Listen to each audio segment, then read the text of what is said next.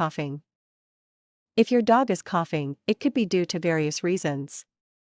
Here are some common causes of coughing in dogs. Kennel cough, also known as infectious tracheobronchitis. Kennel cough is a highly contagious respiratory infection that can cause coughing.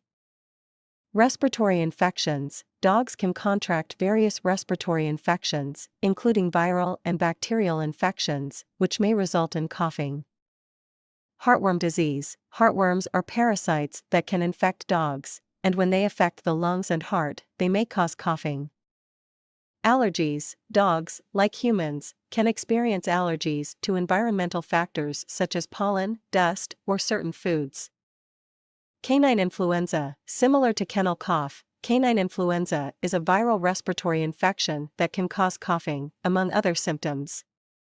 Foreign objects. If a dog inhales or ingests a foreign object, it can lead to irritation.